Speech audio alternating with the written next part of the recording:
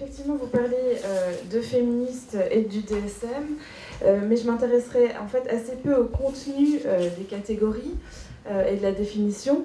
Je termine maintenant une thèse sur l'histoire de la psychologie féministe américaine, donc je parle plus particulièrement du contexte américain, nord-américain, des années 60 à aujourd'hui. Et je vais effectivement présenter plutôt les stratégies de contestation des catégories psychiatriques, et en particulier de celles du DSM, que des militantes, qui sont aussi des professionnels de la santé, ont mis en place contre le DSM en particulier. Je vais commencer par quelques remarques quand même sur le diagnostic, les catégories diagnostiques comme objet politique. On a déjà mentionné leur caractère idéologique. Je pense que c'est vraiment important de comprendre effectivement que les catégories psychiatriques sont un objet politique. Elles le sont parce qu'elles sont mobilisées dans différents contextes. Et je vais en citer trois, donc, qui sont plutôt des niveaux auxquels elles sont mobilisées, qui sont des niveaux qui sont liés entre eux, évidemment. Donc le premier, c'est simplement dans le langage courant. Certains parlent de société thérapeutique, d'une psychologisation de la société, etc. Mais il y a en tout cas, il est clair, une mobilisation des catégories, des conceptions psy. Et là, quand je dis psy, comme ma préopinante quand elle disait psychiatrique, j'entends effectivement psychologique, psychiatrique, psychanalytique, le cas échéant, et psychothérapeutique. Et donc effectivement, ce discours, ce vocabulaire, que l'on peut tout à fait observer dans les discours médiatiques, culturels, un peu partout, offre un langage pour se penser aujourd'hui, et un langage qui façonne les individus et leur mode de vie, d'existence. Donc évidemment, ce langage joue un rôle dans la reproduction des normes sexuées et dans la reproduction d'une hiérarchie entre les sexes.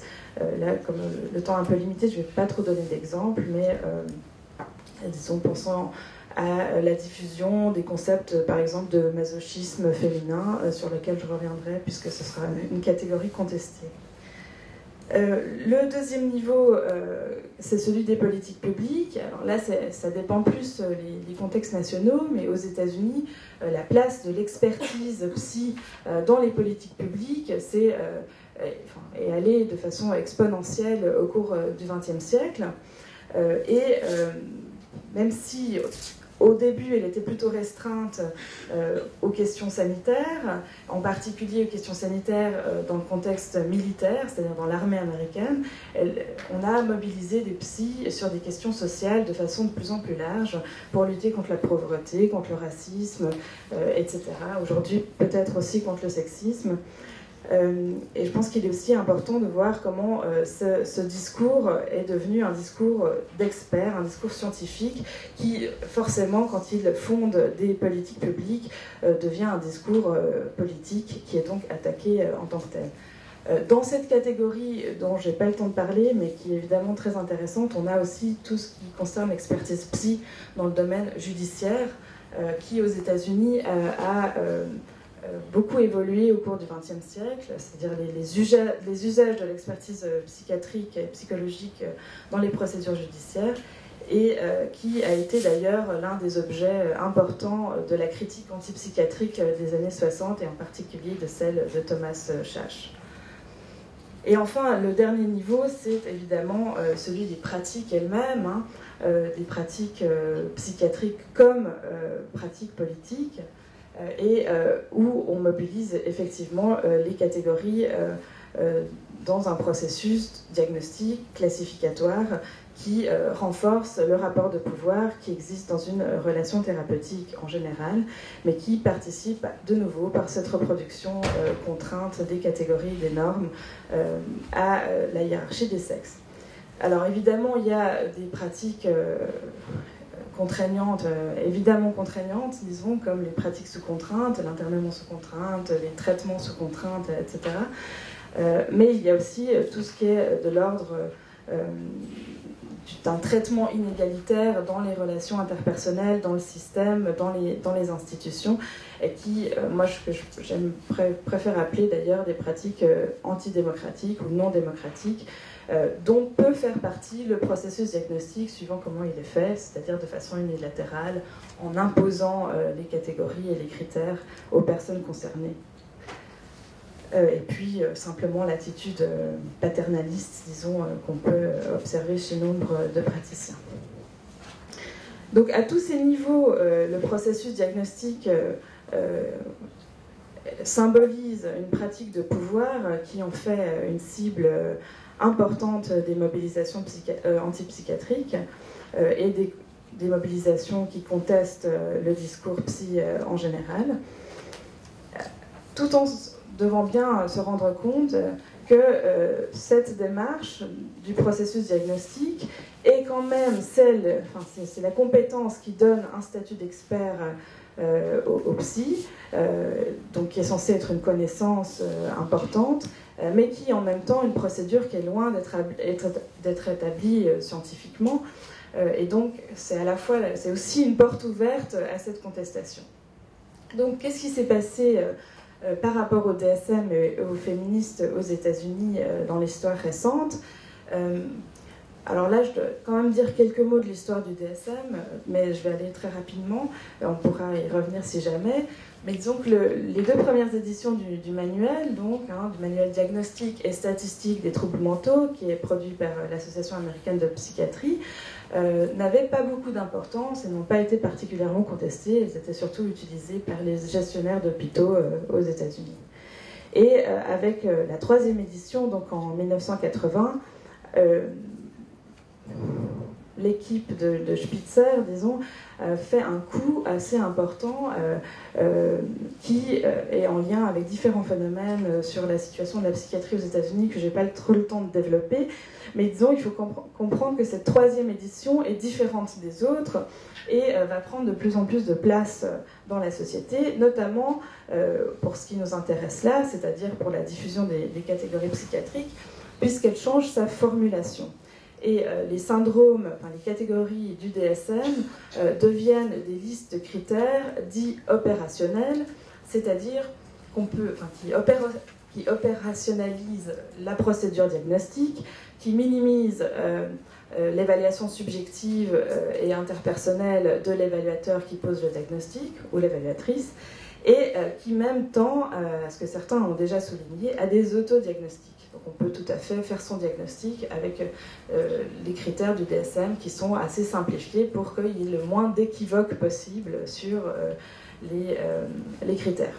Bon, ça c'est en théorie, après on peut évidemment aller discuter tous ces critères d'un peu plus près.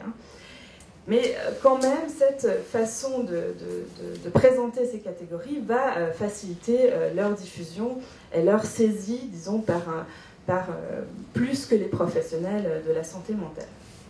Sur le plan, disons, de la critique féministe, on peut néanmoins souligner que ces catégories n'apportent rien de nouveau en termes de sexisme. Elles reprennent des représentations qui sont véhiculées par les disciplines psychiques depuis l'origine. Donc l'importance de la critique féministe contre le DSM doit vraiment plus être liée à cette diffusion des conceptions et du discours psy dans la société et donc du DSM qu'à un sexisme particulier des auteurs du manuel. Donc qu'ont fait les féministes?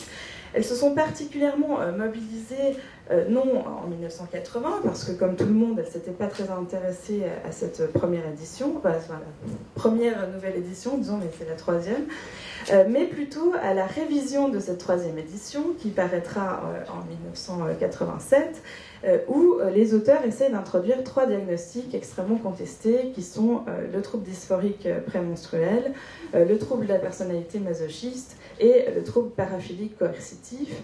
Donc je liquide tout de suite le dernier puisqu'il ne va pas rentrer. Donc c'est le trouble paraphilique coercitif. Donc c'est moi qui traduis parce que je n'ai pas trouvé de texte français qui parle de ce diagnostic.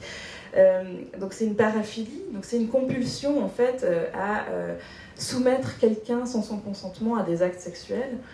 plus la définition exacte, mais en gros, c'est le viol, quoi.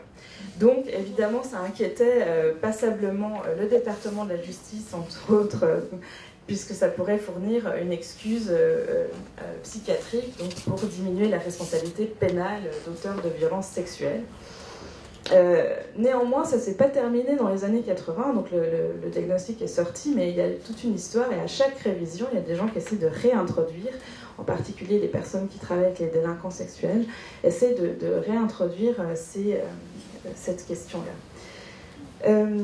Donc pour les autres, tout ceci, disons, participe quand même à une reproduction des normes sexuées traditionnelles, et aussi à légitimer un pouvoir d'intervention psychiatrique sur les femmes, pour ce qui est plutôt des deux autres, qui sont plutôt, dont l'épidémiologie concerne plutôt les femmes.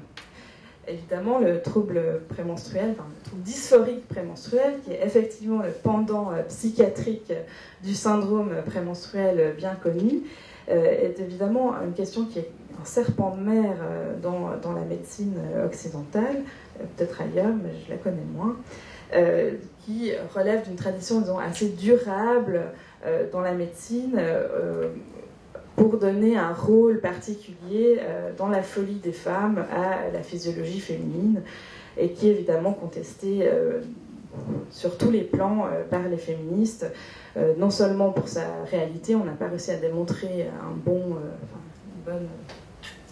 l'existence même de ce syndrome scientifiquement, mais aussi simplement parce qu'il pathologise, médicalise des processus qui devraient être physiologiques.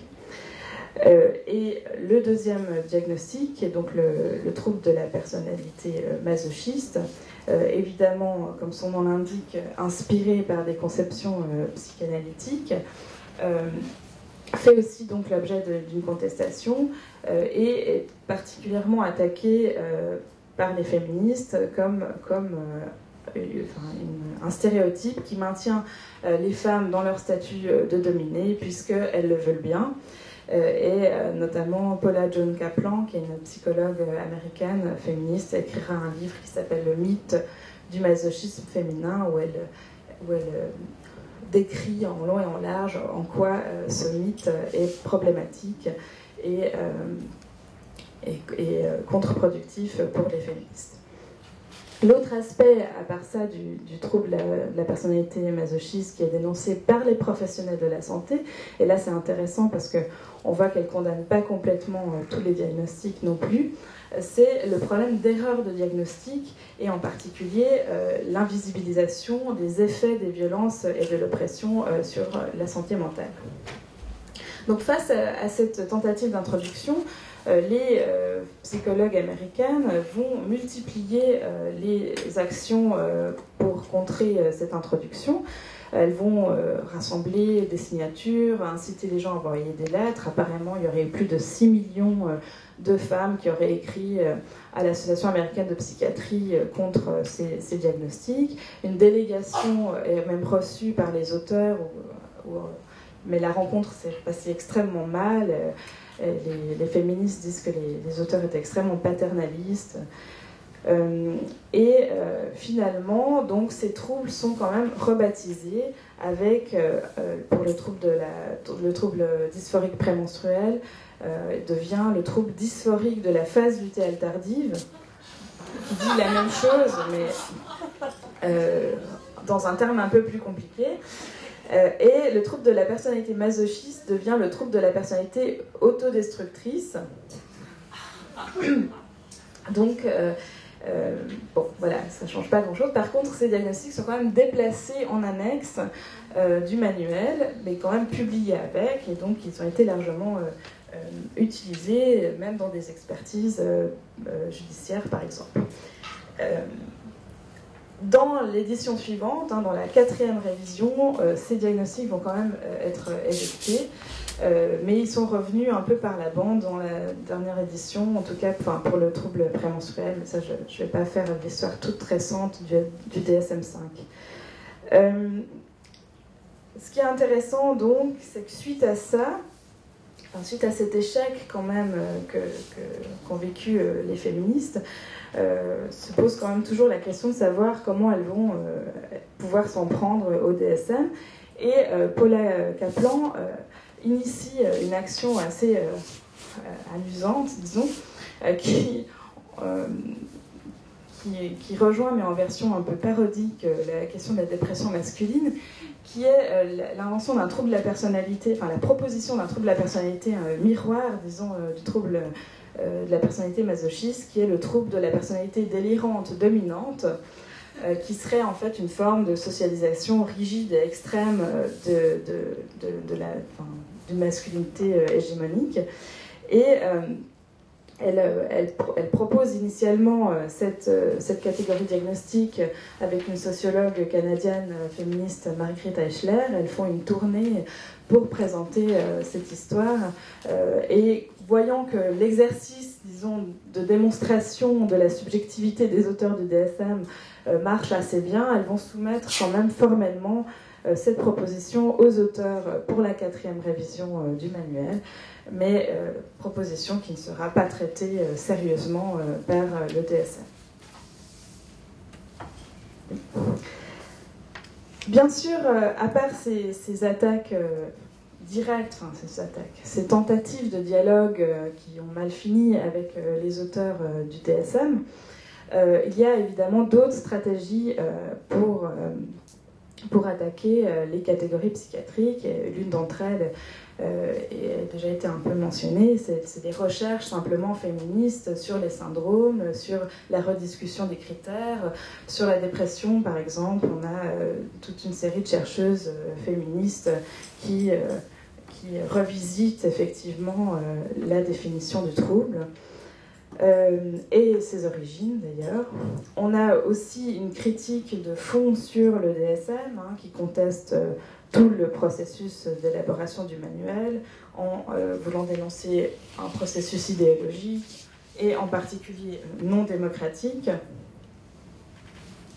Mais évidemment, ces arguments politiques sont moins audibles que les arguments scientifiques, et donc on entend plus souvent chez les professionnels de la santé mentale la démonstration du manque d'objectivité scientifique des catégories, mais bon, qui n'est pas si difficile à faire et qui est évidemment suffisamment scandaleuse pour qu'on la souligne. Donc, comme on me dit de conclure, oui, il n'y a pas de souci. Je voulais quand même rappeler qu'un dernier groupe, disons, de stratégies concerne pas directement les catégories elles-mêmes ou la formation de ces catégories, mais la question du diagnostic en général, sa nature et sa pertinence, et en particulier sa pertinence pour l'activité clinique. Et moi j'étudie particulièrement la psychothérapie féministe, effectivement, dans cette approche, dans cette philosophie du traitement, comme l'a qualifié l'une d'entre elles. Le diagnostic est tout à fait secondaire, et si on doit le mobiliser, on doit le faire de façon démocratique, en discutant avec les personnes concernées de l'étiquette qu'elles choisissent de se mettre. Donc, je crois avoir juste donné un panorama, disons, un peu rapide, donc des stratégies féministes contre ces catégories diagnostiques, donc qui s'attaquent au processus de construction, à la validité de ces catégories, mais aussi à leur pertinence, par des actions à la fois institutionnelles, militantes et scientifiques. Et j'ai pas eu le temps de développer, mais avec des exemples, ça aurait été un peu plus clair.